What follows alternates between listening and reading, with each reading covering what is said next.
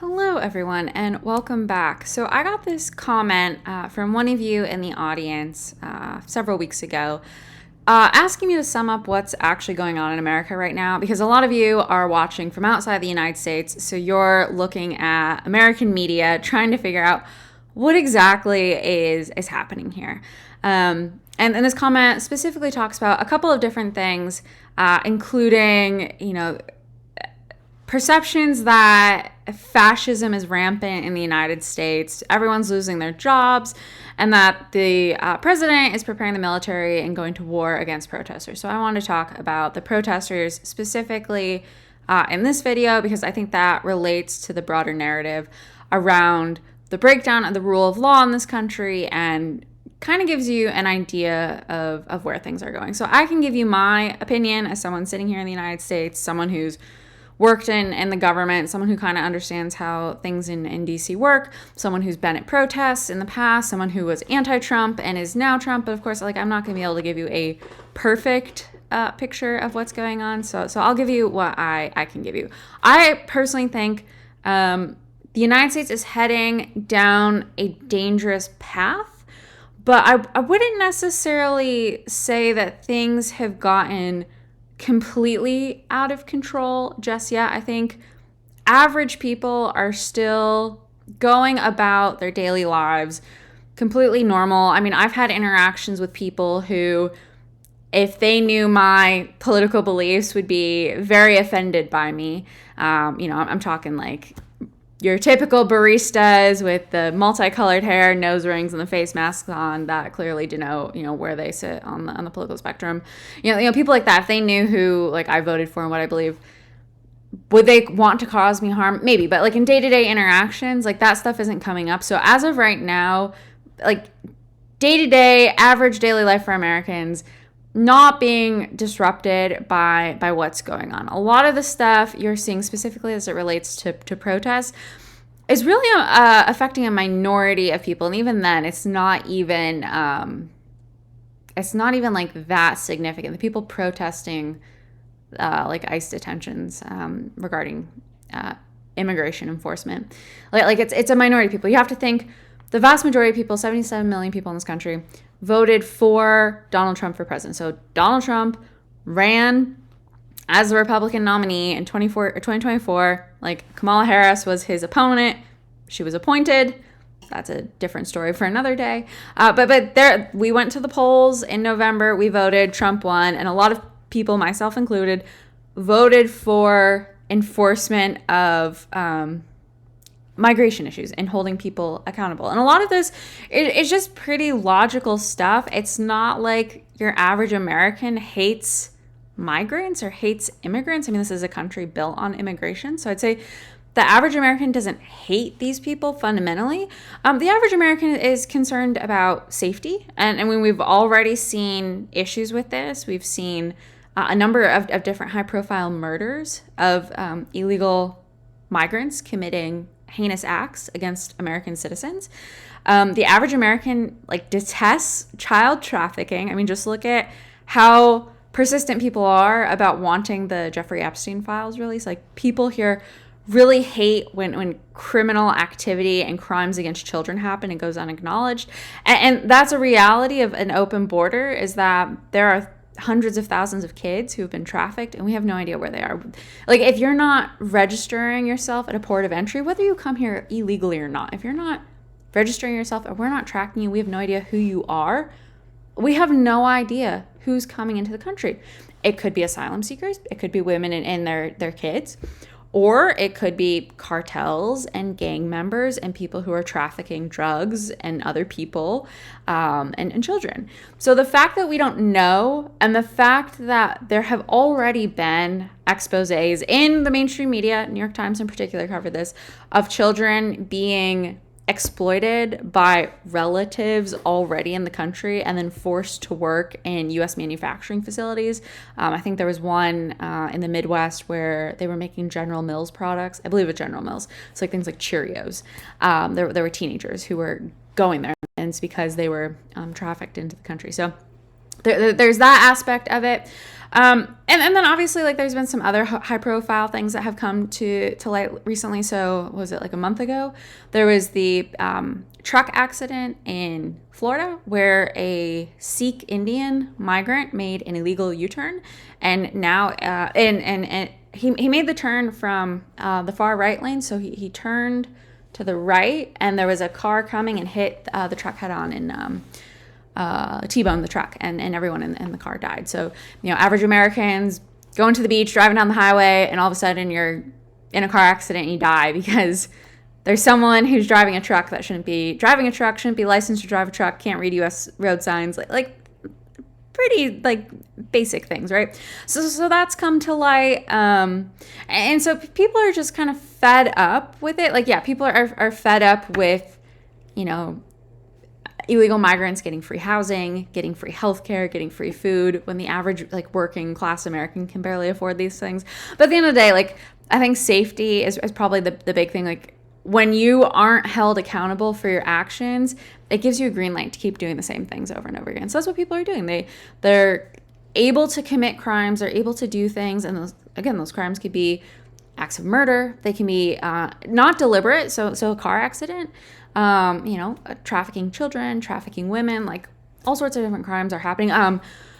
Cash Jordan has been covering this out in New York City, but the rise of transnational crime and retail crime theft rings, like, that's new. That's not normal. I lived in DC for several years, and like, things weren't under lock and key. You didn't have to ask the person at CVS to unlock the freezer so you could get a pint of Ben & Jerry's. I spent a ton of time in Georgetown, which is like the high-end bougie neighborhood in DC, and I never once encountered like groups of like people just going into stores like Lululemon and stuffing as much as they could into their bags and just walking out. Like 6-7 years ago, that wasn't normal. And now we're seeing that kind of behavior proliferate. So it's clear crime is up. It's clear like people are just fed up, that they're tired of immigrants or migrants getting handouts. They're tired of people cheating the system. But people are also frustrated because we don't know who's coming in to the country. And it's pretty clear at this point that it's not just, asylum seekers. That's the narrative that the mainstream media is portraying, that it's all, these asylum seekers are fleeing their home countries, looking to come to the United States for a better life. Sure, I mean, that might be true for some people, but if you just look at documentation, look at YouTube videos, look at posts on X, the vast majority of these people and the people who are staying at migrant shelters were military age men. The vast majority of people that ICE is going after right now are military age men. And a lot of these people do have, criminal records that's coming to light. But now, because of what's happening with law enforcement, we're also seeing groups of people who you wouldn't expect to be caught up in this, getting caught up in this. Like, I don't think a single person in this country was aware of the extent that Indians have like taken over the trucking industry here in the United States, and there's like a pipeline of illegal Indian migrants getting commercial driver's licenses and then becoming truck drivers. And for those of you who are outside the United States, you wouldn't know this, but truck driving is the number one occupation, primarily for men in this country. So that's a huge issue. Like, not only do you have groups of people they're cheating, there's new exposés that are coming forward, and people are investigating this, but they're going in to take their tests, and they're wearing like body cams, and they have like earbuds, and these guys are getting fed information. They can't read English, they don't know the language, but it's like this ring of people who have been basically recruiting guys from India to come here, become truck drivers, and then they're displacing Americans who are born and raised here, who, working class Americans who would otherwise be truck drivers now can't, because the Indians are willing to do it under the table, and they can be highly exploited too, because their employers have blackmail over them, right? Like, if they know they're not legal, they're not documented, they're not supposed to be truck driving, you can pay people lower wages, you can pay them under the table, you can cut corners. It's just all around not a safe environment. And we're also seeing too, in Minnesota with the Somali community, that fraud, immigration fraud is coming to light. So it's not even just like people who are crossing the border illegally. It's people who are coming to the United States under false pretenses. So marriage fraud is becoming an issue within that community. So it's not just like the narrative that, oh my gosh, there's all these poor people who are crossing the southern border. They're mostly from Latin America and they're coming to the United States to seek a better life. Like that's not true. It's clear, there's cartels like Tren de Aragua, not a known cartel just a few years ago. Now, like common knowledge, you're seeing it with the Indian Sikh community that's been kind of monopolizing the commercial driving space. You're seeing it with the Somalis in Minneapolis. There's pockets of communities that are enabling illegal migration. So I think this is something that's also happening outside of the United States as well. This isn't just a U.S. phenomenon. I mean, the UK is facing a huge crisis with migrants right now.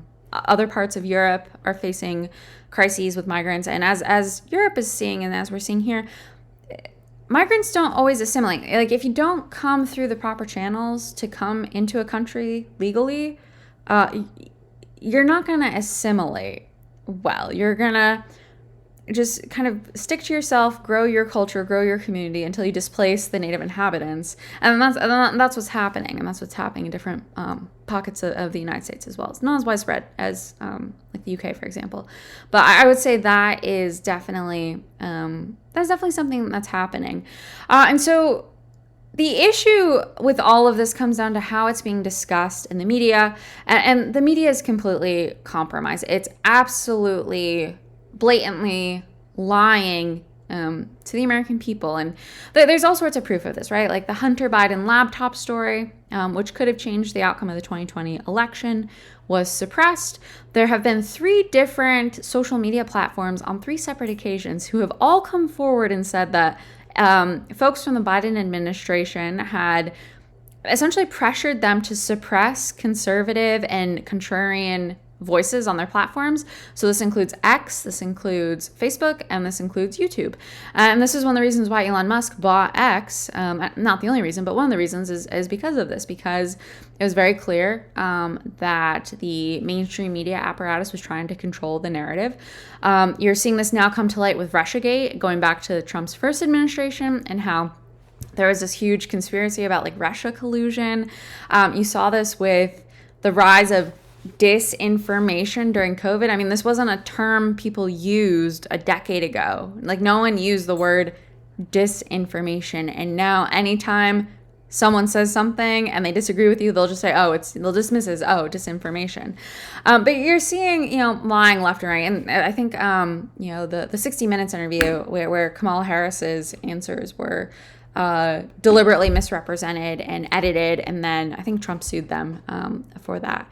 But you're seeing all these different examples that are coming to light of the media lying to you, and so it's clear like you can't really trust what the media is saying. So I think people are kind of becoming increasingly polarized because of this. I think there's people on the right, and the right is a wide spectrum. I'd say the vast majority of people aren't like crazy white supremacists. There's definitely a handful of people who are. The vast majority of people on the right are people that just want to be left alone. They value truth and integrity and honesty. They value hard work, that they're not looking for handouts. They don't want Uncle Sam to come save them.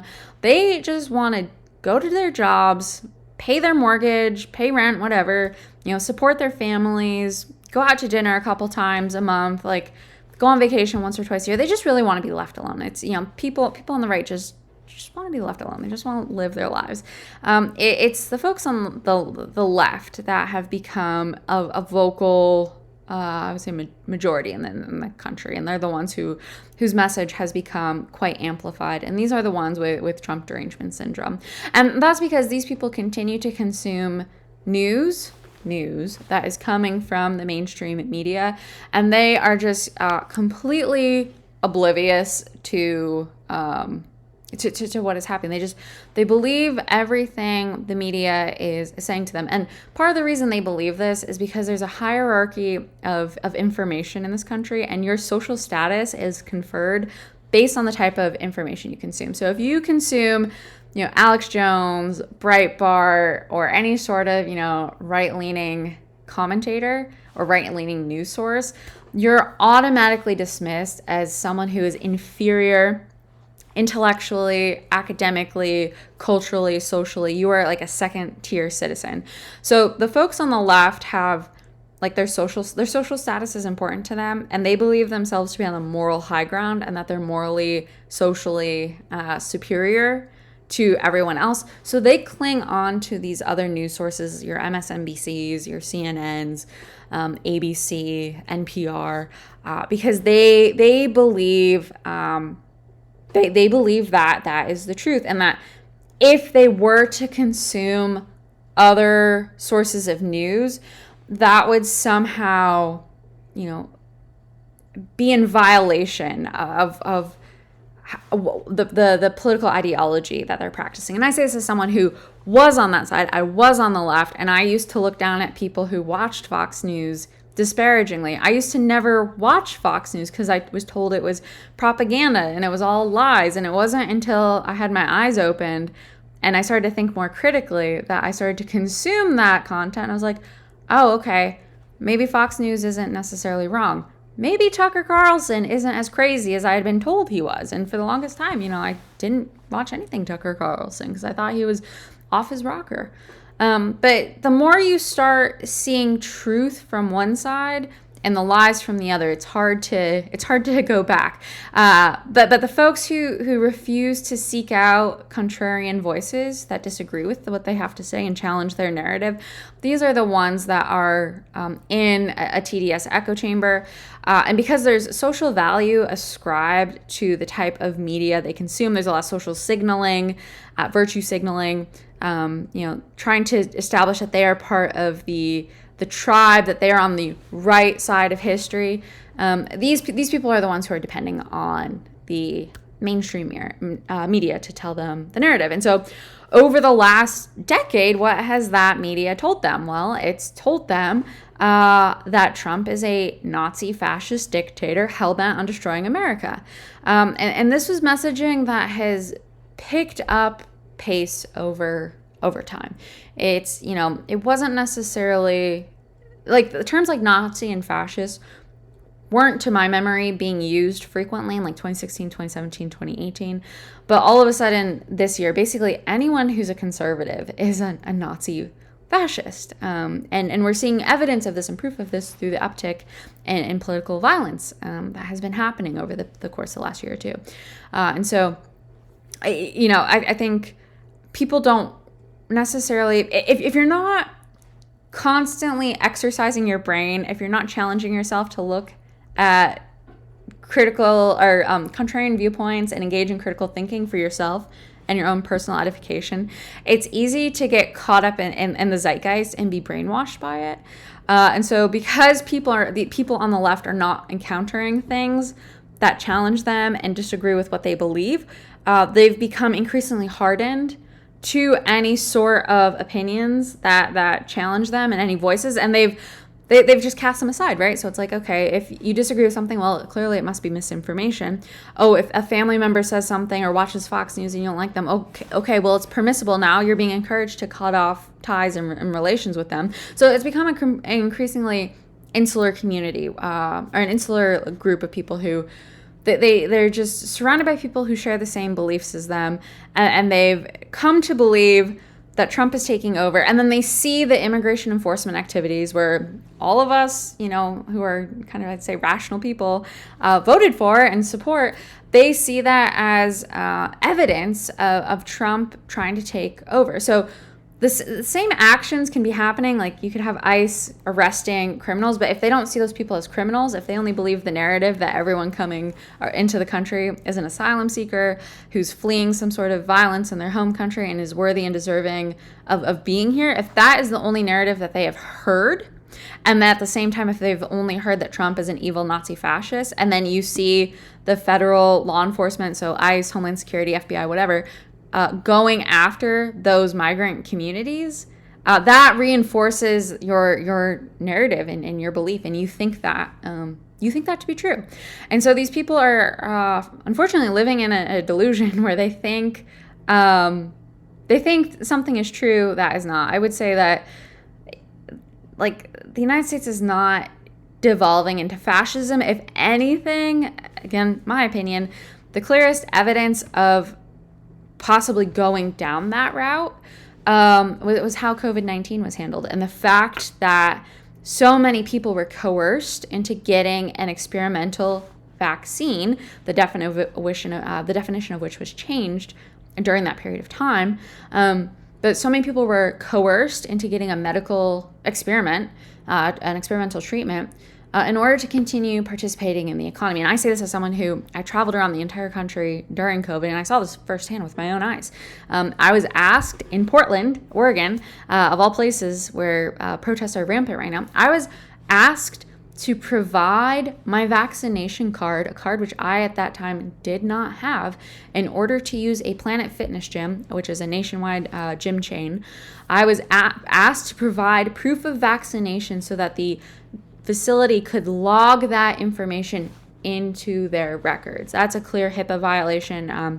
If you're not familiar with HIPAA, that's laws that protects your health and personal information. So, like, you can't, like, if you're an employer or like a business, you can't just walk up and ask someone like for proof of vaccination. You can't just like ask someone about their medical history. Like no one here is going to ask you to furnish like a medical chart in order to engage in some sort of economic activity. So COVID-19 crossed that line. And then again, I experienced a similar thing when I was in New York, upstate New York, not New York City, when I went to a concert and had to provide proof of vaccination in order to gain entry into that concert venue. So going to a gym and going to a concert are definitely elective activities. Totally acknowledge that.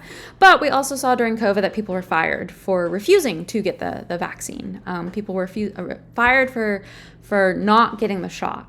And so there was a degree of economic coercion in that you would be excluded from public social spaces. You would lose your job if you didn't go along with what was being told of you. And so I think that, in my opinion, is something that is more closer to fascism than enforcing the laws. But, what do I know? So I wanted to dive in a little bit to give you an idea of what is going on. So I just picked Chicago as an example. I was there over the weekend, and things were otherwise fine. Again, caveat, I was there for the marathon, so my experience within Chicago was quite limited, just mainly to downtown and Grant Park, and then flew out of the airport. But it's not like it's not like there was a Gestapo or Stasi equivalent, like monitoring all communications between people. It's not like one of the things that surprised me about, I've run a lot of marathons, but one of the things that surprised me about the Chicago Marathon is how many people within the field of contenders were international. I mean, there were so many different countries represented. So if the president really was hell-bent on using the National Guard and the military to root out foreigners and to hurt different groups of people, like, that's a perfect venue for that. You had so many people who came from outside the United States, and a ton of people, by the way, from Mexico. I was surprised every time. I think like the first 5 miles of the race, there would be tons of people, tons of spectators, but there was always someone who was like, "Viva la Mexico," and then there'd be people behind me like cheering and screaming, and so I was like in a pack of Mexicans for the first 5 miles. But there was Venezuelans there. There was all sorts of different people. But if Trump really wanted to like engage in some sort of nefarious plot, like, that's a great time to do it. You have a huge concentration of people who are non-citizens who are there. I mean, he could have done anything like that and didn't. Like, it was normal and fine, and like the National Guard wasn't patrolling public transportation, like no issues at the airport. So I said that because if the United States really was truly like Nazi fascist, you would expect secret police to be everywhere. You expect people's private conversations to be, monitored at all times. If I were a non-American looking to come to the United States, maybe I wouldn't come. So I might like postpone running a marathon like that in Chicago because of what I saw on the news. Things like that. And that's not happening. But I just wanted to pull up a map just to give you an idea, because people talk about big cities. And just because, like, Chicago has made the news doesn't mean what's happening in Chicago and what's happening with regard to the ICE facilities and migration enforcement really has to do with the city at large. So the Immigration and Customs office that people are, protesting is in Broadview, Illinois. So it's in a suburb of Chicago, not even near the city center. And it's a city, it looks like this. So it's just like a building. This is where people are protesting. So when you hear things on the news, this is where people are going. They're not protesting downtown. They're not going to like the mayor's office. They're protesting these facilities. And I think this is important because we're guaranteed the freedom of expression in the United States and freedom of the press and freedom to like think and act and voice our concerns against the government. And there's a difference between like being upset about how Trump is implementing his policies and like protesting in downtown Chicago and holding a rally. And then there's a difference between going to a law enforcement facility like this or going to another federal building and impeding a law enforcement, someone in law enforcement, their effort and their ability to do their job. So it's one thing to go downtown and hold a sign. It's another thing to, prevent someone from doing their job. And we've gotten to the point where people are preventing law enforcement officials from doing their job. And the issue comes down to like respect and accountability. So if mayors the mayor of Chicago and the governor of Illinois, or the mayor in Portland and the governor of Oregon, if they're issuing orders to local law enforcement, or if they're permitting protesters to come to these spaces, a lot of times too, like you have to get permits and stuff to have protests. Like there's times when you can have spontaneous ones, but most of the time if you're planning or organizing something, you're supposed to get like a permit and that kind of stuff. And so if city and state local officials are just allowing this to happen and the federal government can't do its job, this is where things become problematic, because you have local and state government competing with the federal government. It would be like if in Canada, for example, if Ottawa all of a sudden like started, Ottawa's a bad example because Ottawa's the capital.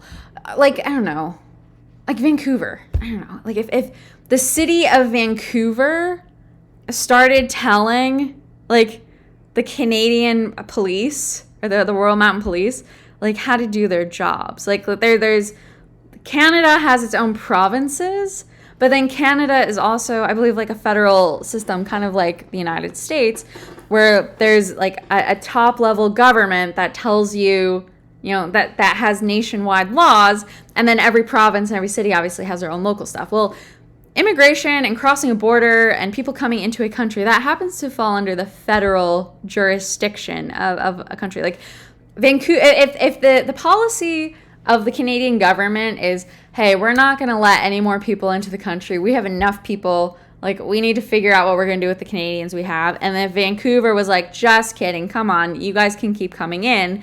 And they kept disobeying the federal government. Like, it becomes a problem, right? Especially when we're talking about, taxpayer-funded programs, or we're talking about things where people are crossing interstate lines. It would be one thing if, the people in Vancouver, or the people in, I'm using Vancouver as a hypothetical example here, but if the people there just kept the people come in, let migrants come in, kept them there, paid for it out of their own tax dollars, their own local tax dollars, and kept the people contained within that city, that's one thing. The issue becomes when you have sanctuary cities like Chicago, like New York City, that provide resources, so housing, food, shelter, medical care, to illegal migrants, many of whom are here as criminals, part of gangs, provides resources to them, gets reimbursed by the federal government. So I'm sitting here in Texas paying for someone in New York City to live for free in a hotel and get fed when I'm struggling to like afford my own groceries, right? So there's that issue. But then, because these people aren't being contained to these cities, they're able to just roam around the country freely. So you have no idea where they're going. And that's how Laken Riley, for example, was murdered in Georgia, where the migrant who killed her was in one city, I think somewhere up north, and then came down to Atlanta and just, was able to commit a crime. So once you have people who are in these sanctuary cities, they're not just staying there, they're going all over the country, and you have no idea where they're going or what they're doing. So that's the big issue here. It's federal versus state and local, and this is where the constitutional problem comes to play. You have folks on the right who see it like I do and see it as a competition for supremacy of the federal government, and that states, like, I didn't elect the governor of Illinois. I'm not a resident of Illinois. I didn't elect the mayor of Chicago. I have nothing to do, like, that's part of the country, it's part of the United States. I have nothing to do with their policies. So if they want to run their state and their city however they want, that's fine. But because they're being a safe haven for migrants, that directly now affects me as a taxpayer and a citizen of this country. If I'm spending, like, my tax dollars are being used to finance programming they're implementing, and if the people in that area are allowed to come to Texas and freely travel across the country, like that's a huge problem. So I see it like that, whereas people on the left see it as fascism, that locally, like, you should be able to do whatever you want. And if, a sanctuary city wants to be a sanctuary city, that's their prerogative. And that, because Trump's an evil dictator, like, everyone must resist him. It's your moral imperative to do so. So that's kind of where people are at right now. So I wanted to highlight a couple posts on X that I think really encapsulate what's going on. The first one's by Andy No. If you aren't familiar with him, he's been covering the Antifa riots for several years. And in fact, I remember seeing him, I took some time off X, but I remember seeing him post stuff probably 2016, 2017. And I thought to myself, oh, this guy's a crazy conspiracy theorist, like, ignored him because I was part of the media ecosystem that told me I had to listen to NPR and New York Times to be right, to be correct. And I've only recently started re-engaging with his content. He's done a fantastic job just over the years documenting Antifa, what is happening at these protests, and what people are doing. But I wanted to play this because I think this is really interesting. So this is that Broadview ICE facility, the one here. I think they're at, like, a different part of it, maybe, like, somewhere down the road. But what he shows is he has a group of locals, so black locals, came to the facility to show support for Trump's policy to deport migrants, to deport criminals. And I want to play this for a little bit because there's a woman that confronts these black men, and I think this really encapsulates the division that's happening in the United States right now. What? You really Haitians? You really Mexicans? Venezuela? Get them all out of here. You know what? Cubans. They gotta go too. No, that's all over the air now. That's all over the air. Talking about only God. Can traces, my God, can traces reach back to the Revolutionary War? Okay, so this woman right here, you have a white woman wearing a mask who claims she has both Cuban ancestry as well as being able to trace her roots to the Revolutionary War. Like, that's neither here nor there. I mean, Elizabeth Warren claims to be, part Native American. Like, it's neither here nor there. But what this really shows is how much of a luxury belief a lot of the anti-ICE folks are engaging in. And luxury beliefs are, I would say, policies people hold in the United States that they are able to hold because they are not directly impacted by them. So immigration is a great example. I guarantee you this woman probably lives in a nice part of Chicago or in a suburb. She's not affected by crime. She has probably never engaged with a migrant has, or, you know, if she has, it's probably been in a service setting, because you see a lot of migrants working in service industry jobs. But she has probably never had a direct encounter with a migrant, has no clue where these people are living and what they're doing. And there's a socioeconomic divide where people who are in more privileged socioeconomic spaces are completely divorced from the realities of what's happening in these cities. So these two black men, I think, are representative of Chicago. So Chicago, a lot of the crime is happening in the south side of Chicago, which is a predominantly black, a lot of Hispanic neighborhoods. So basically people of color. People of color are dying in Chicago. And that's what kind of kicked a lot of this off. It's just there's so much violence, so much crime in Chicago. And you have people of color who are dying, and their deaths are going unacknowledged by the very people who are protesting to keep illegal migrants here. And so because this white woman is not affected by what's happening, she has no equity. She has no skin in the game. But she has the privilege and the ability to protest. And this is something I've observed just watching other videos as well.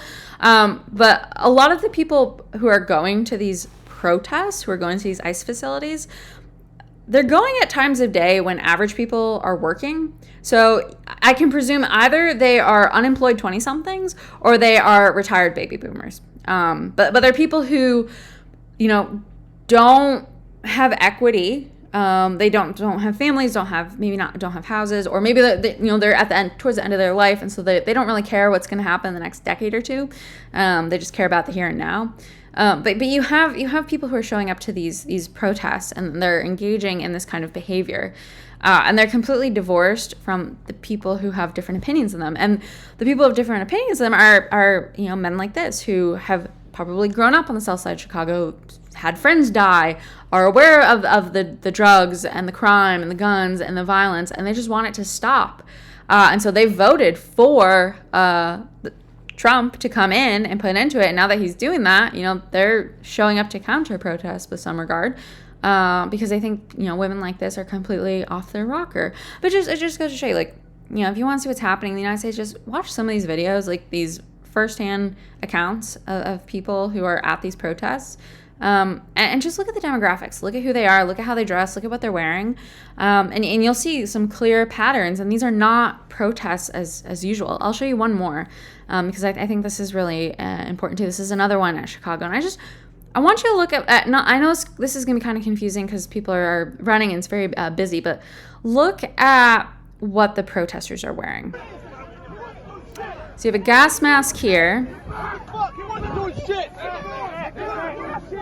You have another protester that just got tackled in the blue there that was wearing a gas mask. You got one right here that's wearing a gas mask. One right here that's wearing a gas mask. Okay, so you see, gas masks aren't normal at protests. That's just not normal. There's a difference between, protesting a policy you don't like, so in this case, ICE immigration enforcement. There's a difference between protesting that and showing up in basically riot gear, expecting a physical altercation with police. So I want to show you some pictures. Like I said, I used to be anti-Trump. I was at Trump's inauguration. This is from January 20th, 2017, his first inauguration. I skipped work that day, and I went to the protest, and this is what people looked like. They dressed up. They had signs. A lot of fun signs. But you'll see, no one's wearing a gas mask. No one is, engaging with, police. There's no violence. People are just there. This is what an organic protest looks like, by the way. These are people who spontaneously showed up, locals, people who protested. I was one of these people. No one paid me to be there. No one told me to be there. I showed up. And so this is what the protests look like. People holding signs, people walking around. This is what your First Amendment right endows you with. You'll see here, though, Antifa. That's the Antifa flag. So it's clear that even though I spontaneously, on my own volition, no one told me to be there, showed up at this protest, organized groups were there. And I will tell you, one thing that stands out to me from attending the inauguration in 2017, I didn't attend the inauguration proper, just the protests on the periphery, is how organized they were. So every single entrance to the National Mall in Washington had some sort of group organizing it. So there was an environmental group at like one intersection, like an abortion group at another intersection. I did see Antifa. They were all wearing black, all wearing face gear. And I didn't really know anything about Antifa at the time, so I didn't think much of it. And I remember thinking, oh, how cool is this? Like all these different groups coordinated to be here. How neat. And obviously looking back, it's like, wow, that was very naive of me to think that. But these organic, spontaneous exercises of the First Amendment have been co-opted by different groups like Antifa to engage in potentially violent acts of protest.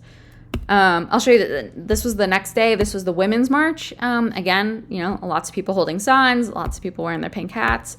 No violence. And I think this is important to show because this shows you like how like people engage in democracy. You had large groups of people. It wasn't just like 10 or 15 people in gas masks like accosting federal law enforcement officials. There's just like people protesting. This is what the First Amendment endows us with. This is what we are allowed to do in the United States. So those are just some images there. But it's clear that is very different from what we're seeing here.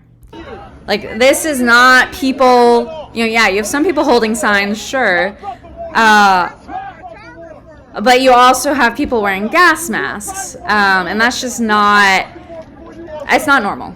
Even if they're press, turn this down a little bit. Even if they're press, like wearing gas masks to a protest isn't normal. So it's clear this is something different. We're seeing something different that isn't quite protest. And if you've been watching, just again, first-person footage of what's been happening in Portland, you know that people have been attacked. So there's a journalist from the Post Millennial that was attacked.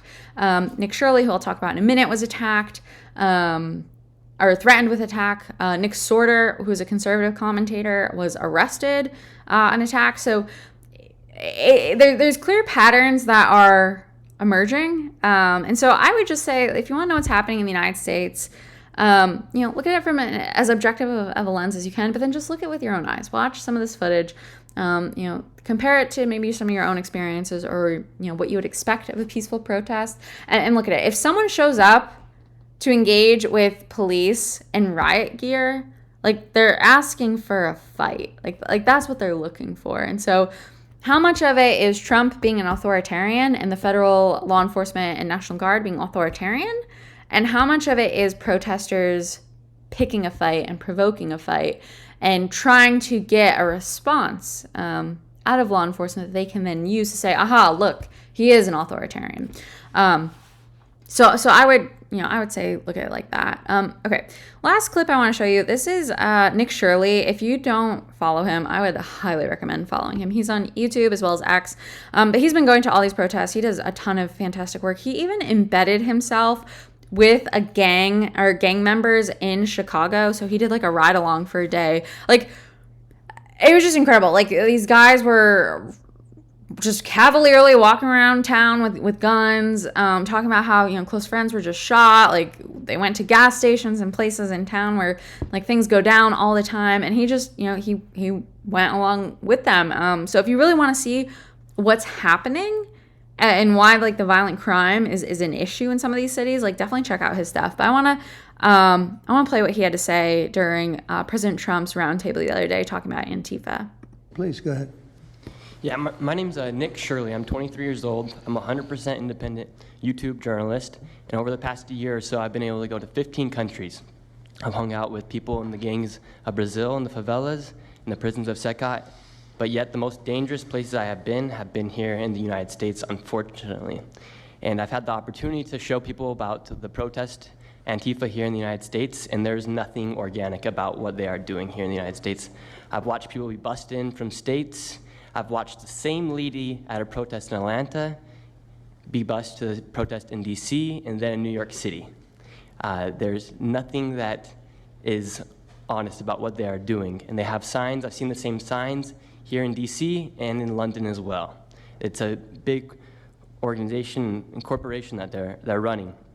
And people may wonder, like, what's the threat to us as Americans if we go? Well, you'll be labeled as a fascist, you'll be labeled as a Nazi, and they'll wish death upon you because they wish death upon me. And just last week in Portland, Oregon, I watched a lady get trapped in her car, surrounded by Antifa, and her sister messaged me after seeing the video. She said, the only reason I think my sister was safe is because you were there recording. I also was chased out by a member of Antifa who said he would smoke me, and next thing he knew, a DHS sniper had lasers on his chest. If he was not there, who knows what would have happened that day. These people are very dangerous, and people wonder how they're able to do it. The reason is because these cities are not enforcing the law. And why should these people be worried if the law is not being enforced? And we are not far right, nor are we far wrong. We're just right. And the truth about what's happening here in America with these groups is very dangerous. And I thank you, Mr. President, and your administration as well for acknowledging that. Thank you very much. Yeah, so I mean, he's 23 years old. He could do all sorts of things with his life right now. He does not have to be going to these protests or documenting any of this. Like, he could do anything he wanted to, and he's choosing to do this. And lots of other people are doing it too. And so I think that's important to look at as well. Like, look at the first person primary source folks who are on the ground documenting this, and they have everything to lose and nothing to gain. I think in the wake of Charlie Kirk's assassination, someone like him definitely probably has a target on his back, to be totally honest with you.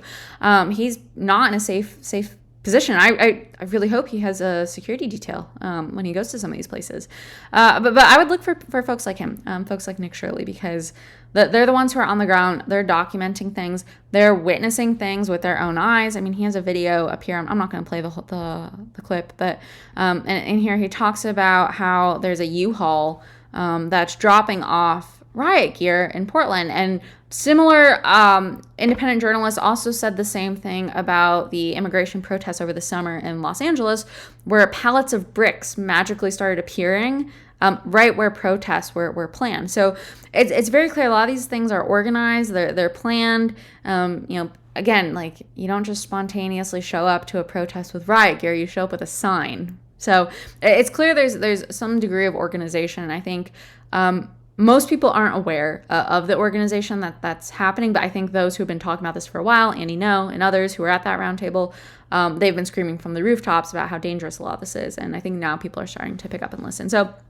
to conclude, the commenter asked about, how do you figure out what to watch? How do you figure out how to get a pulse of America? I put this independent media list together on X, so I'll share a link to this in my comments. These are different people both people as well as platforms that I think share a pretty balanced perspective. They're not necessarily pro-Trump. I mean, some are definitely more Trump-leaning, but they're critical of they're critical of the mainstream media and the mainstream narrative. So, Catherine Herridge is a great example. Andy No, the Free Press. I have the Free Press on here. Obviously, Frontlines is a good example. And just independent people who rely on primary source. Again, like Libs of TikTok. Like, this is just a random woman who is being interviewed in the local news, and the local news is a great place to look. And if you live in the United States, it's hard to find who's in the local news. And if you live outside the United States, it's definitely hard to find. So I like accounts like this because it compiles anecdotal information from other, social media platforms, from the local media, that gives you a clear sense of what's happening. Then you can kind of look at some patterns and come to your own conclusions. But I would definitely recommend checking this out, and like I said, I'll share the link in my in the description, and I'm gonna keep adding stuff to this as well. But yeah, that's kind of the gist with what's happening in the United States right now. If you're watching and you're in the U.S., let me know if I missed anything, and if you have any follow-up questions, let me know. Happy to address those as well. With that, I thank you so much for watching, and I'll see you in the next video.